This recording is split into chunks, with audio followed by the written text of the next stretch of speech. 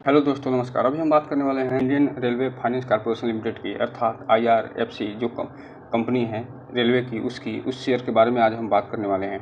क्योंकि आप जानते हैं ये जो है रेलवे का एक पेनी स्टॉक बोला जाता है, लेकिन वास्तव में एक पेनी स्टॉक नहीं है। मार्केट कैप के हिसाब से इसकी जो मार्केट कैप है वो अच्छा खासा कवर करता है।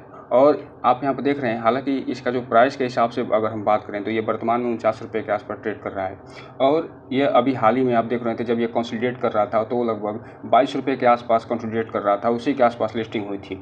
तो पिछले 2-3 सालों में ये लगातार कंसोलिडेट किया है, और जिसके कारण इसमें रिटेल इन्वेस्टर लगभग ऊब से गए थे, और यही कारण था उसमें से निकलते रहे। और एक इसमें अचानक से ऐसी तेज़ी आई, इसके कारण आप यहाँ पे देख रहे हैं ये इसमें लगभग ठीक ठाक रिटर्न देते हुए ये पैसे को दोगुना कर दिया। आप जो मैक्सिमम चार्ट पैटर्न है उसको अगर ध्यान दीजिए तो ये जो है अचानक इसमें जो तेज़ी दिखाई दे रही है, आपको ये दिखाई दे रही होगी यहाँ पे 14 अक्टूबर 2022 को 21 रुपये 40 पैसे के आसपास मिल रहा था, और फिर से आप ये देखेंगे कि 13 अप्रैल तक ये 27 रुपये 50 पैसे के आसपास ये ट्रेडिंग कर रहा था। और इसके अलावा अगर हम बात करें तो ये 21 जुलाई 2023 तक, यानी पिछले महीना बीता है जो जुलाई का, वहाँ तक अगर बात करें तो ये मात्र 35 रुपये के आसपास गया था। लेकिन उसके बाद अचानक इसमें तेज़ी आती है और ये रिटेल इन्वेस्टरों का सबसे फेवरेट शेयर बन के सामने आ जाता है। तो इससे संबंधित Q1 के रिजल्ट अभी हाल ही में जारी कर दिए गए हैं, और ये 11 अगस्त को जारी हुआ था। तो हम इसी जो Q1 के रिजल्ट है उसको डिटेल से देखने की कोशिश करेंगे। और चूंकि रिजल्ट आने के बाद भी अगले दिन जब ट्रेडिंग हुई तो उसमें आप देख रहे होंगे कि लगभग 1% की गिरावट दर्ज हुई। तो ये हम देखने की कोशिश करेंगे कि ये रिजल्ट इतना कैसे ख़राब था या अच्छा था, या प्रॉफिट इसमें कम हुआ था या लॉस हुआ था। ये सब देखने के बाद फिर हम पता लगाने की कोशिश करेंगे आखिर इसमें गिरावट क्यों आई। क्योंकि ये जानना बहुत ज़रूरी है कि अगर रिजल्ट बहुत ही अच्छा आया होगा तो इसमें गिरावट होने का मतलब है कि ऑपरेटर लगभग सक्रिय हो गए हैं। लेकिन अगर गिराने के बावजूद भी अगर गिरावट है तो ये मान के चलिए कि रिटेल इन्वेस्टर इसमें फंसाए जा रहे हैं। लेकिन अगर अच्छा रिजल्ट नहीं आया फिर गिरावट हो रही है तो बस इसमें एक ही चीज़ बस निकल के आती है कि ये जो है रिजल्ट इसको बाज़ार को पसंद नहीं आया है। तो इन्हीं सब चीज़ों को हम देखने वाले हैं। और एक चीज़ आपको अब बता दें कि जो आईआरएफसी लिमिटेड शेयर है ये जो है फाइनेंस करता है जो रेलवे प्रोजेक्ट, अधिकतर जो रेलवे प्रोजेक्ट होते हैं उसको। तो इस पे एक कर्ज का होना बहुत ही लाजमी है, और इसमें गवर्नमेंट ऑफ इंडिया है यानी प्रेसिडेंट ऑफ इंडिया, उनका शेयर 80 के ऊपर जो परसेंट वो बना कर रखे हैं, जिसके कारण आने वाले समय में आप में ओएफएस आना भी देख सकते हैं। तो इसमें जो भी निवेश करिएगा वो सोच समझ के करिएगा, और जब भी निवेश करिएगा तो उसकी जिम्मेदारी स्वयं लीजिएगा, और अपने वित्तीय सलाहकार से संपर्क करते हुए इसका फंडामेंटल जांचने के बाद ही कोई भी निवेश करिएगा। इसके चार्ट पैटर्न की बात करते हैं, एक दिन में जब पिछला ट्रेडिंग बंद हुआ था तो इसमें 1% की गिरावट दर्ज की गई थी।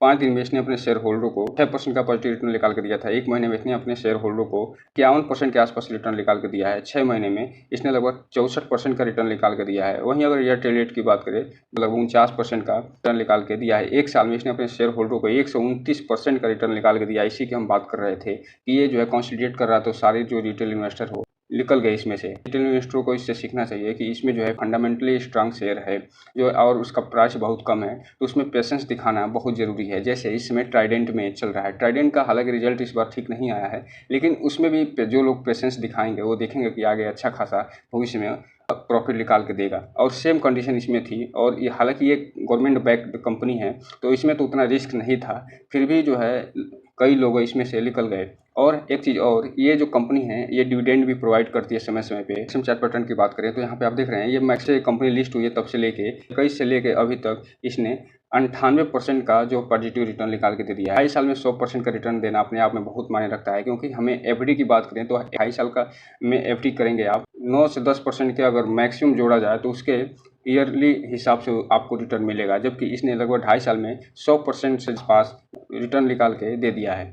तो दोस्तों ये रहा वो रिजल्ट। आप यहाँ देख रहे होंगे कि ये जो डेट आपको दिखाई दे रही होगी ये 11 अगस्त दिखाई दे रहा होगा, और इसी 11 अगस्त को ये रिजल्ट आया है। तो हम चलिए अब इसके डिटेल को देखते हैं। आप यहाँ पर देख रहे हैं ये जो सेगमेंट दिखाई दे रहा है जून क्वार्टर का सेगमेंट है, ये मार्च क्वार्टर का सेगमेंट है, और ये पिछले साल जून क्वार्टर का सेगमेंट है, और उससे संबंधित सारे डेटा इसमें दिए हुए हैं। अगर हम सबसे पहले इसके रेवेन्यू फ्रॉम ऑपरेशन की बात करें तो यहाँ पे आप देख रहे हैं जो रेवेन्यू फ्रॉम ऑपरेशन है, अर्थात इसका जो जिससे ये मेन बिजनेस करती है उससे यहाँ देख रहे हैं रेवेन्यू फ्रॉम ऑपरेशन में टोटल प्रॉफिट रहा है रेवेन्यू फ्रॉम ऑपरेशन से वो इस क्वार्टर में रहा है 66,791 मिलियन का, जो कि पिछले सेम क्वार्टर में था 56,274 मिलियन का। और अगर मार्च क्वार्टर की बात करें तो इसमें था 62,360 मिलियन का। अर्थात एक तरफ जहां इसके क्वार्टर में अच्छी खासी वृद्धि दिखाई दे रही है इसके टोटल रेवेन्यू फ्रॉम ऑपरेशन में, वहीं ईयर भी अच्छी खासी वृद्धि दिखाई दे रही है। अर्थात रेवेन्यू फ्रॉम ऑपरेशन का जो Q1 और Q1 के साथ साथ ईयर ऑन ईयर भी अच्छा खासा दोनों में परफॉर्मेंस इसने दिखाया है। हम अगर टोटल इनकम की बात करें तो यहाँ पे देख रहे हैं इसका जो टोटल इनकम रहा है इस क्वार्टर में वो रहा है 66,810 मिलियन के आसपास, जो कि पिछले सेम क्वार्टर में ये था 56,274 मिलियन के आसपास। और पिछले जो मार्च क्वार्टर बीता है उसमें ये जो इसका टोटल रेवेन्यू रहा था वो 62,227 मिलियन के आसपास रहा था। अर्थात एक तरफ जहाँ जून 2022 की तुलना में 56,274 मिलियन की तुलना में ये वर्तमान जून 2023 में बढ़ के 66,810 मिलियन का इसका टोटल इनकम हो गया। वहीं मार्च क्वार्टर 2023 में जहां ये 62,727 मिलियन के आसपास इसका टोटल इनकम रहा था वो वर्तमान में बढ़ के 66,810 मिलियन के आसपास हो गया। अर्थात इसके एक तरफ जहां क्वार्टर के जो टोटल इनकम है उसमें अच्छी खासी वृद्धि दिखाई दे रही है, लेकिन उससे भी अच्छी वृद्धि जो दिखाई दे रही है उसके ईयर ऑन ईयर जो टोटल इनकम हुआ है उसकी वृद्धि दिखाई दे रही है। अब एक चीज़ यहाँ पर देखना दिलचस्प होगा उसका है टोटल एक्सपेंस। अगर टोटल एक्सपेंस बहुत खासा कंट्रोल दिखाया गया होगा तो यहाँ पर देखेंगे इसके दोनों क्वार्टर और ईयर ऑन ईयर में अच्छा खासा परफॉर्मेंस दिखाई देने को मिलेगा। लेकिन अगर इसके एक्सपेंस पे कंट्रोल नहीं किया गया होगा तो आप यहाँ पे आपको दिखाई देगा इसका प्रॉफिट जो हुआ होगा उसमें नेगेटिव असर देखने को मिलेगा। तो दोस्तों इसका जो टोटल एक्सपेंस है आप यहाँ पे देख रहे हैं इसका जो टोटल एक्सपेंस रहा है इस क्वार्टर में वो रहा है 51,244 मिलियन रुपए, जबकि पिछले सेम क्वार्टर था जून 2022 में ये 39,658 मिलियन रुपए के आसपास था। ईयर ऑन ईयर बात करें इसके टोटल एक्सपेंस की तो इसमें बहुत ही अच्छी खासी वृद्धि दिखाई दे रही है। और वहीं अगर हम इस क्वार्टर की बात करें तो मार्च क्वार्टर 2023 में इसका जो जहां पे टोटल एक्सपेंस रहा था 49,450 मिलियन के आसपास, इसमें बढ़ोतरी दिखाई दे रही है और 51,244 पे पहुंच गया है इस क्वार्टर में। अर्थात इसके क्वार्टर तो इसके टोटल एक्सपेंस में वृद्धि हुई है, साथ ही साथ इसके ईयर ऑन ईयर में भी अच्छी खासी वृद्धि दिखाई दे रही है। अगर इसके प्रॉफिट बिफोर टैक्स की बात करें तो यहाँ पे देख रहे हैं कि इसका जो प्रॉफिट बिफोर टैक्स रहा है इस क्वार्टर में वो रहा है 15,565 मिलियन के आसपास। वहीं अगर पिछले क्वार्टर की बात करें मार्च क्वार्टर 2023 की तो उसमें 13,277 मिलियन के आसपास इसका टोटल जो प्रॉफिट बिफोर टैक्स रहा था। अर्थात टैक्स देने से पहले ये जो कंपनी है मार्च क्वार्टर में जहाँ 13,277 मिलियन के आसपास कमाई कर रही थी, वहीं इस क्वार्टर में ये 15,565 मिलियन के आसपास कमाई कर रही थी। वहीं अगर ईयर ऑन ईयर की बात करें तो आप यहाँ पे देख रहे हैं कि इसका जो पिछला सेम क्वार्टर बीता है अर्थात जून 2022 में इसने 16,615 मिलियन की टोटल प्रॉफिट बिफोर टैक्स रहा था, वो वर्तमान में लगभग 1,000 मिलियन के आसपास इसमें कमी दिखाई दे रही है और ये घट के 16,615 मिलियन से 15,565 मिलियन के आसपास आ गया है। अर्थात एक तरफ जहां इसके क्वार्टर के जो टोटल प्रॉफिट बिफोर टैक्स है उसमें अच्छी खासी वृद्धि दिखाई दे रही है लगभग 2,000 मिलियन का, वहीं प्रॉफिट बिफोर टैक्स है उसमें लगभग 1,000 मिलियन की कमी दिखाई दे रही है।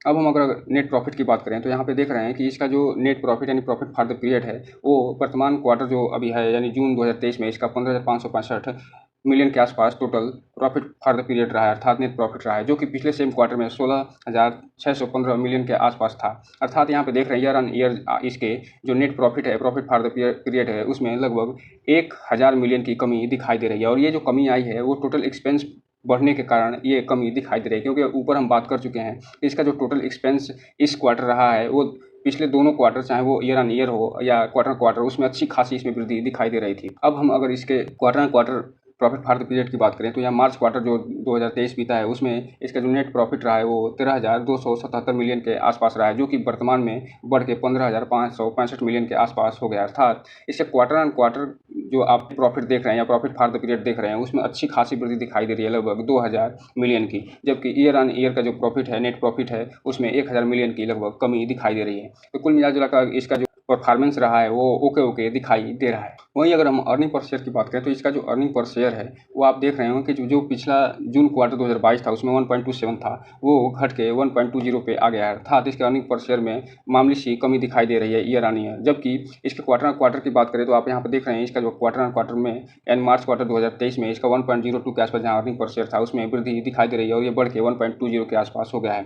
अर्थात कुल मिलाकर अगर हम बात करें कि तो इसका जो ईयर ऑन ईयर परफॉर्मेंस है वो वो थोड़ा सी अगर निकाल दिया जाए तो ये इसका शानदार रिजल्ट रहा है। लेकिन ईयर ऑन ईयर परफॉर्मेंस का जो कमी आई है उसका मेन कारण जो है वो है टोटल एक्सपेंस का इसका ज़्यादा होना। अगर इसने अपने टोटल एक्सपेंस को अगर मैनेज कर लिया होता तो ये मान के चलिए ये जो कंपनी थी इसमें शानदार रिजल्ट होता। जैसे आरबीएनएल ने अभी रिजल्ट दिखाया है, ज़बरदस्त रिजल्ट दिखाया है, उसका जैसा ही इसका भी रिजल्ट होता और ये कंपनी जो इसमें गिरावट आप देख रहे हो उसमें हो सकता है पॉजिटिविटी नज़र आती और ये 50 के ऊपर ट्रेड करता। हालांकि लगभग एक मान कर चलिए कि अगर स्टार के रूप में इसे स्टार देना हो तो इसको हम 3 से 4 स्टार के बीच में रखेंगे और ये मानेंगे कि आने वाले समय में ईयर ऑन ईयर में भी अच्छा परफॉर्मेंस देके ये अपने रिटेल इन्वेस्टरों को अच्छा खासा प्रॉफिट दे सकता है। तो दोस्तों यही कारण था कि इसके कारण जो 11 तारीख को रिजल्ट आया तो उसके बाद जब 12 तारीख को ट्रेडिंग हुई तो उसमें आपको गिरावट देखी जा रही होगी। हालांकि ये डिविडेंड भी देती है तो ये, और दूसरी बात ये है कि ये गवर्नमेंट बैक्ड कंपनी है तो इसमें उतना रिस्क नहीं है जितना अन्य कंपनियों में है। इसलिए अगर जो भी इस गिरावट का जिनको नुकसान हो रहा है वो इसमें पेशेंस के साथ इसको धारण किए रहें। जिस हिसाब से इसने एक साल में लगभग 150% के आसपास रिटर्न दिया है, आने वाले समय में ये और बढ़ता हुआ आपको दिखाई देगा। तो दोस्तों ये रहा आज का वीडियो। इस चैनल को लाइक और सब्सक्राइब कर घंटा दबाना तो बिल्कुल ना भूलें ताकि नए वीडियो की जो अपडेट्स है आपको ऐसे ही